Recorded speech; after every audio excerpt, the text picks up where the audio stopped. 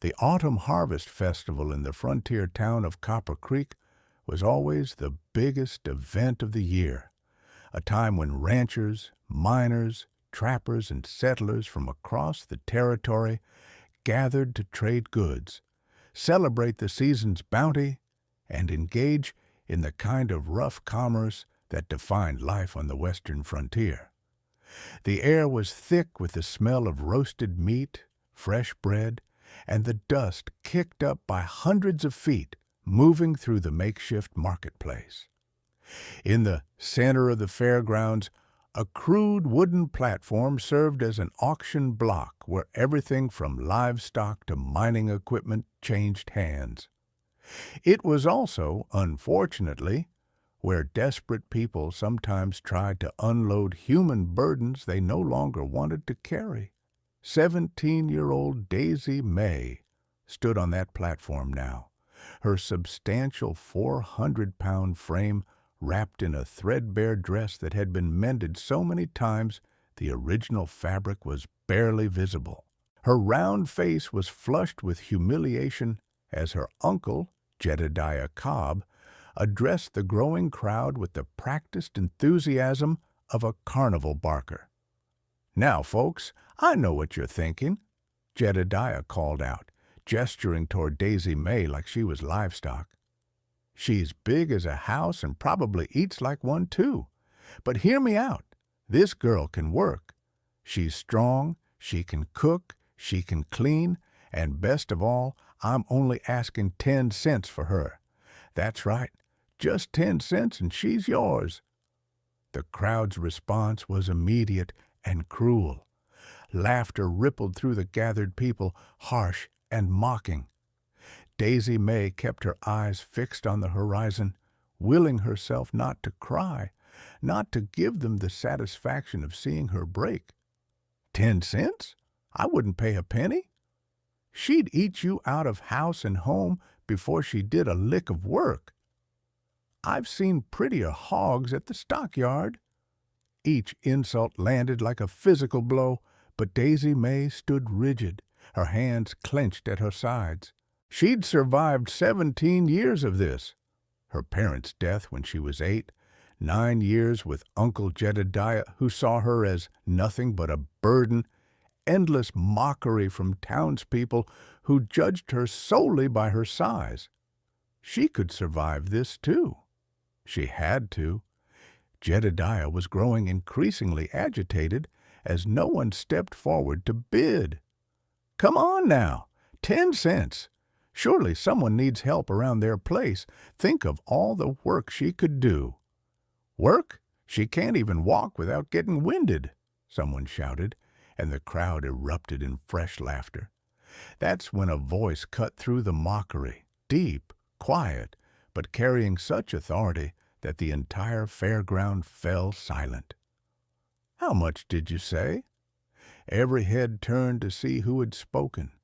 The man who stepped forward from the crowd was unlike anyone Daisy May had ever seen. He stood at least 6.5 feet tall, with the kind of powerfully muscled build that made other men instinctively move aside. His shoulders were massive, his arms thick with strength, and his torso showed the distinctive six-pack of defined abdominal muscles visible even through his worn buckskin shirt. His face was weathered by sun and wind, with strong features, a dark beard, and eyes the color of mountain stone that held depths of pain and determination. People whispered as he approached, "That's Grizzly Jim, the mountain man from Thunder Ridge. They say he killed a grizzly bear with just a knife. I heard he buried his whole family and went mad with grief." Jim stopped at the base of the platform and looked up at Jedediah. "I asked how much you wanted for her." 10 cents, Jedediah repeated, his eyes lighting with greedy hope. "Just 10 cents and she's yours." Jim pulled a coin from his pocket and held it up. "This is a dime, 1/10 of a dollar. And you're saying that's all your niece is worth to you?" The girl your sister, your own blood kin, died giving birth to?" The crowd shifted uncomfortably. Jim's words carried a weight that made Jedediah's carnival barker enthusiasm suddenly seem obscene. "She's eaten me out of house and home for 9 years," Jedediah said defensively. "I've done my Christian duty raising her, but I can't afford her anymore. Someone needs to take her off my hands." "Your Christian duty?" Jim repeated, his voice dropping to something cold and dangerous. "Is that what you call standing up here mocking your own niece, selling her like livestock for 10 cents? He turned to address the crowd, his commanding presence making everyone lean in to hear. "I've lived in these mountains for 8 years. Came here after I lost my family, my wife, my daughter, my younger brother Billy. Thought I'd never care about anything again. But standing here watching you people mock this girl, watching her uncle try to sell her for pocket change, it reminds me why I left civilization in the first place. Because people can be crueler than any wild animal." He looked up at Daisy May directly for the first time, and she saw something in his eyes that took her breath away. Not pity, not disgust, but recognition, as if he saw something in her that no one else had ever seen. "Miss," Jim said quietly, "do you want to come with me? I'm offering you honest work for honest wages, a safe place to stay, and most importantly, I'm offering you the respect you deserve as a human being. The choice is yours." Daisy May stared at this stranger, this intimidating mountain man everyone whispered about, and saw the first genuine offer of help she'd received in 9 years. "Yes," she whispered, "yes, I'll come with you." Jim flipped the dime to Jedediah, who caught it with a satisfied smile. Then Jim helped Daisy May down from the platform with surprising gentleness, his strong hand steady as she navigated the steps. "Anyone got a problem with this arrangement?" Jim asked, his hand resting on the knife at his belt. No one spoke. No one dared. The journey to Jim's cabin took 2 days. He'd purchased a sturdy mare for Daisy May to ride, and he set a pace she could manage. During the journey, he told her about his life, his years as a trapper, his family's death in a landslide that he'd survived only because he'd been away hunting, his decision to retreat into the mountains to escape the pain of civilization. "My brother Billy was 15 when the landslide took him," Jim said quietly one evening as they made camp. "Just a kid. But people always dismissed him because he was small for his age, because he had a limp from a childhood injury. They acted like he was less valuable because he wasn't as strong or as capable as other boys. I saw how it hurt him, how he internalized that belief that he wasn't good enough." He looked at Daisy May directly. "When I saw you on that platform today, I saw Billy's face, saw that same look of someone who's been told they're worthless so many times they're starting to believe it. And I couldn't walk away. I couldn't let your uncle and that crowd continue to tear you down the way people tore down my brother." "Your uncle said 10 cents, Jim continued, "but you're worth so much more than that, worth more than any amount of money. You're worth respect, dignity, kindness, and the chance to discover who you really are when you're not constantly defending yourself from cruelty." Daisy May felt tears streaming down her face. "How can you say that? You don't even know me." "I know you survived 9 years with a man who saw you as a burden and made sure you knew it every single day. I know you stood on that platform with your head held high while people mocked you. That takes more strength than most people will ever have. That's how I know." Jim's cabin appeared on the 3rd day, nestled in a protected valley surrounded by towering pines and mountains. It was substantial. 2 large rooms with a loft, a stone fireplace, and windows that let in the mountain light. Nearby stood a barn, a smokehouse, and a well-tended vegetable garden.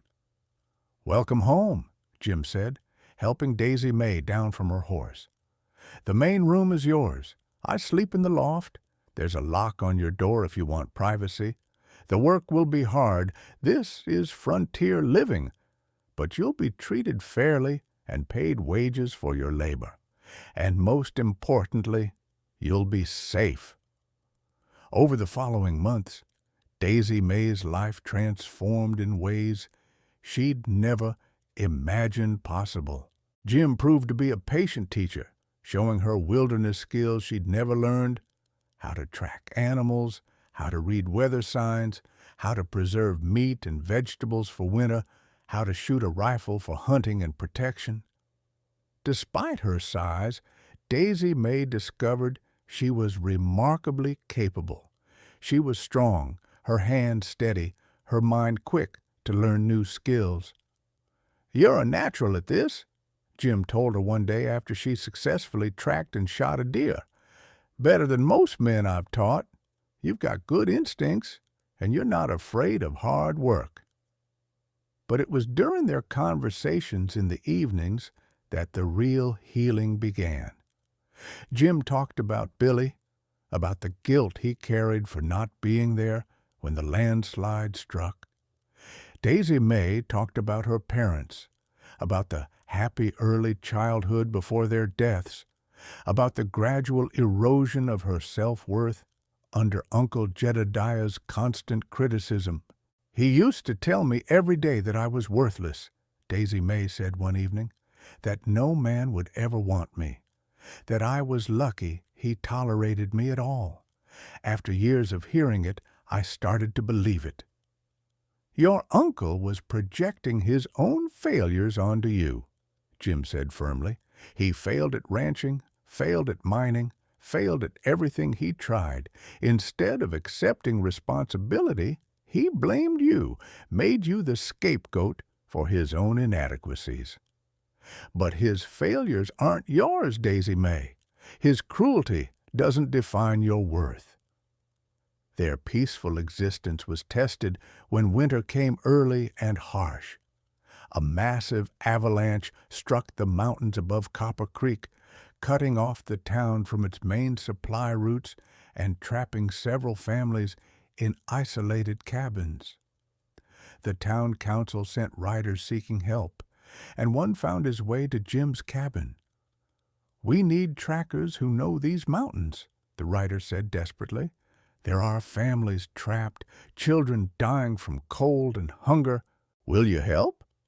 Jim looked at Daisy May, who nodded without hesitation. "We'll help." Over the next 3 weeks, Jim and Daisy May worked tirelessly with a small rescue team. Jim's knowledge of the mountains was invaluable, but it was Daisy May who proved to be the real hero.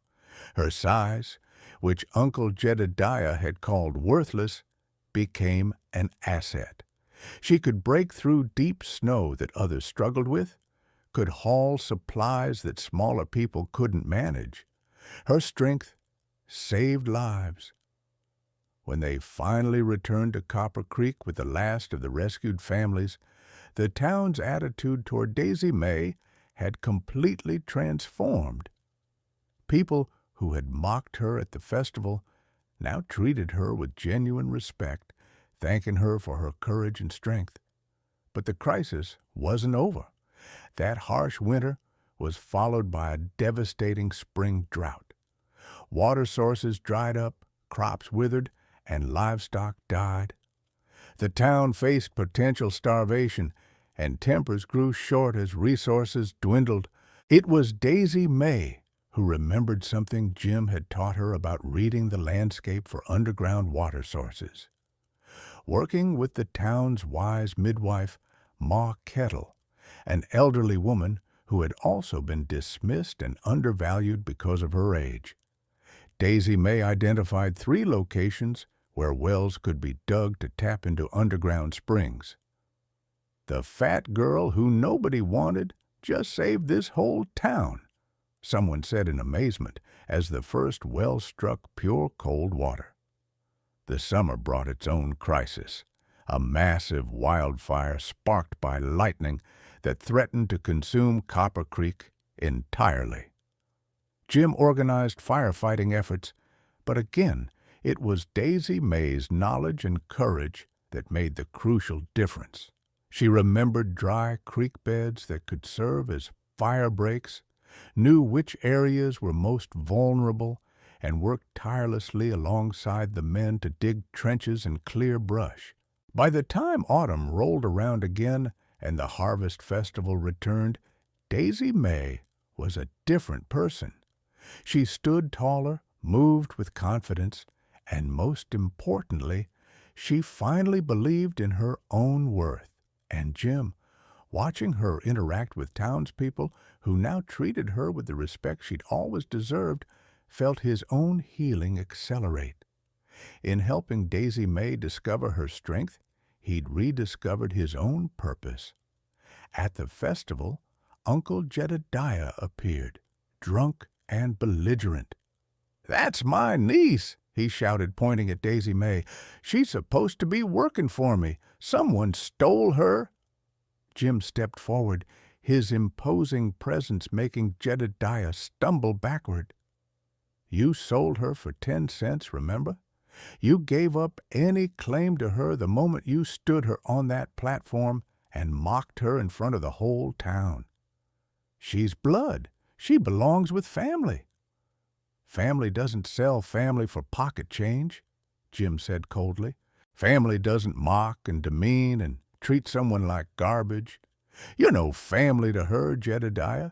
You never were." Ma Kettle stepped forward, her weathered face stern. "I've been silent long enough about the way this town treats people. We've let men like Jedediah sell their kin like livestock. We've mocked people for their size, their age, their differences. Well, I'm done with it. This girl, this brave, strong, capable woman, saved every one of us this year. Saved us from avalanche, from drought, from fire. And she did it not because she owed us anything, but because she has more character in her little finger than most of us have in our whole bodies." She turned to address the crowd. "I'm proposing new town bylaws. No more selling people to settle debts. No more treating folks like property. We're better than this. We have to be better than this." The crowd murmured, and slowly heads began to nod. The town blacksmith, whose family Daisy May had helped rescue from the avalanche, stepped forward. "Ma Kettle's right. I vote for the new laws." One by one, others joined in, people whose lives had been saved or improved by Daisy May's courage. The old ways, the cruel customs, were being rejected in favor of something better. Jedediah, seeing the tide turn completely against him, slunk away, never to be seen in Copper Creek again. That evening, as Jim and Daisy May walked back toward their cabin in the mountains, she spoke quietly. "Jim, I need to tell you something. These past months living with you, working beside you, learning from you, I've fallen in love with you. I know I'm not what most men would want. I know my size." "Stop," Jim interrupted gently. "Your size is just one part of who you are, Daisy May.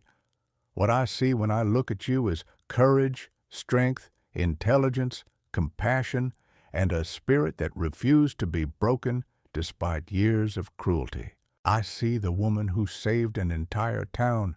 I see the woman I've fallen in love with. And yes, I love you. Completely. Have for months now." He pulled her close, his strong arms gentle as they wrapped around her.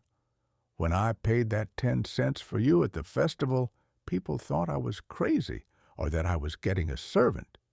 But what I got was so much more, a partner, a friend, and now, if you'll have me, a wife.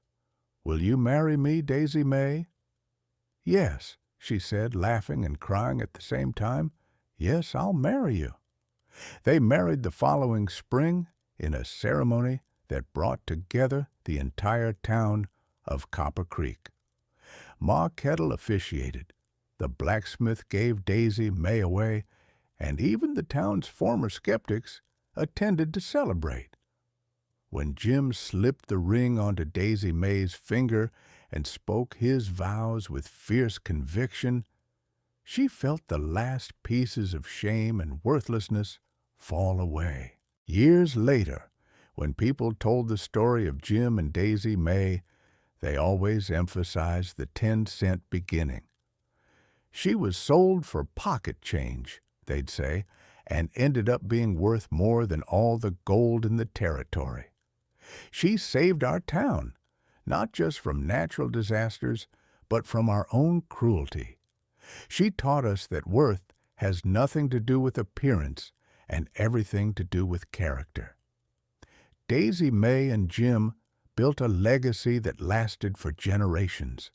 Their cabin became a sanctuary for people who needed help, those who were dismissed, undervalued, or mistreated by society.